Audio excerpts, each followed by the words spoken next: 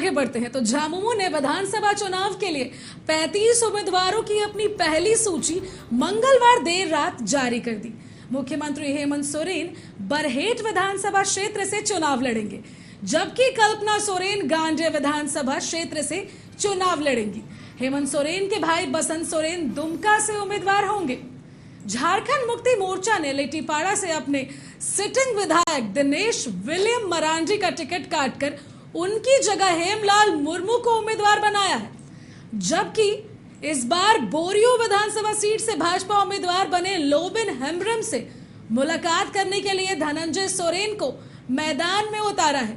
झारखंड मुक्ति मोर्चा की ओर से जारी 35 उम्मीदवारों में एक और नाम ऐसा है जिसकी वजह से इंडिया ब्लॉक में बिखराव या फिर दोस्ताना संघर्ष की स्थिति बन सकती है। वो है धनवार की सीट। इस सीट और सीपीआई माले ने पहले ही राजकुमार यादव को उम्मीदवार बना चुकी है और अब झारखंड मुक्ति मोर्चा ने इसी सीट से पूर्व विधायक निजामुद्दीन अंसारी को उम्मीदवार बनाया है। ऐसे में अब यह देखना दिलचस्प होता है कि सीपीआई माले का इस पर क्या प्रतिक्रिया होगी। झारखंड मुक्ति मोर्चा ने अभी 35 उम्मीदवारों की सूची जारी की है। इसमें सरायकेला, रांची, विष्णुपुर, जामा, गोमिया, सीसई और चक्रधरपुर विधानसभा के उम्मीदवारों के नाम होल्ड पर रखे गए हैं। इन विधानसभा क्षेत्रों में कौन सी पार्टी का अधिकृत उम्मीदवार होगा, इसके लिए थोड़ा इंतजार अभी और करना होगा।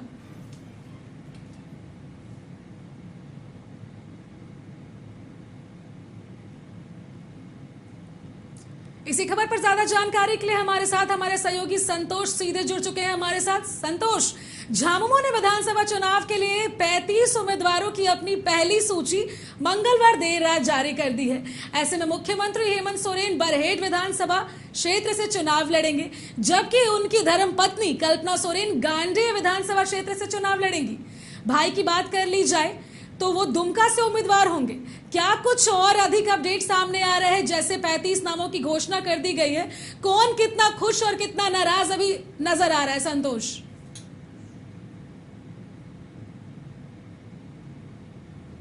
देखिए, जिस तरह से अब पूरा चुनावी जो रण क्षेत्र है पूरा सज चुका है, क्योंकि जिस तरह से लगातार सभी पार्टी का जो सूची है वो जारी कर दिया गया है और इस सूची के जारी होने के बाद अपने अपने रण क्षेत्र में, चुनावी रण क्षेत्र में, चाहे हेमंत सोरेन की बात करें, कल ही हेमंत सोरेन बरहेट से नामांकन करेंगे ठीक 11 बजे और गिरिडीह से जो सीट है गांडे का वो कल्पना सोरेन नामांकन की। इसके पूर्व भी मिथिलेश ठाकुर जो गढ़वा से जेएमएम से नामांकन कर चुके हैं और कई लोग ऐसे चेहरे हैं जो जिनका टिकट कटा है तो थोड़ा नाराज चल रहे हैं, लेकिन जेएमएम कोशिश कर रही है कि उसे मना ले। लेकिन जिस तरह से लगातार जिस तरह से मास्टर स्ट्रोक हेमंत सोरेन के द्वारा चला जा रहा है और दुमका सीट से बसंत सोरेन उनके भाई, क्योंकि एक सोशल मीडिया पर उन्होंने पोस्ट किया था बसंत सोरेन कि बड़े भाई से आशीर्वाद लेकर दुमका से नामांकन करेंगे, तो कहीं ना कहीं जो स्थिति है कि हेमंत सोरेन जिस तरह से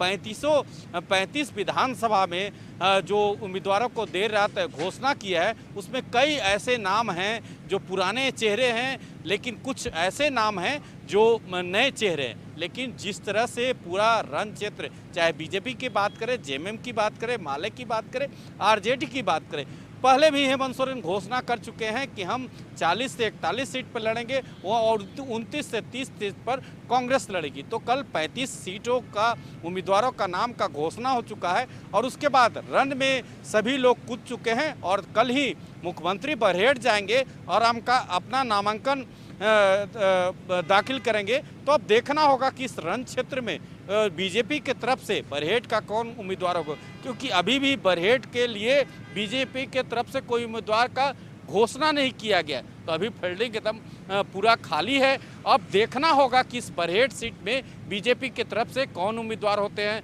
गांडे में तो जरूर कल्पना सोरेन कल नामांकन दाखिल करेंगी और लेकिन उनके खिलाफ मुन्नी देवी को बीजेपी ने उतारी है। लेकिन अब दोनों तरफ से जो मुकाबला है टक्कर का है। अब कल जो बरहेट से नामांकन दाखिल करेंगे हेमंत सोरेन, उसके बाद स्पष्ट हो पाएगा कि आखिर बीजेपी की तरफ से क्योंकि 24 और 25 नामांकन का प्रथम फेज का अंतिम दिन 25 तारीख है, तो 25 को ही स्पष्ट हो पाएगा कि बीजेपी की तरफ से कौन उम्मीदवार होंगे। जी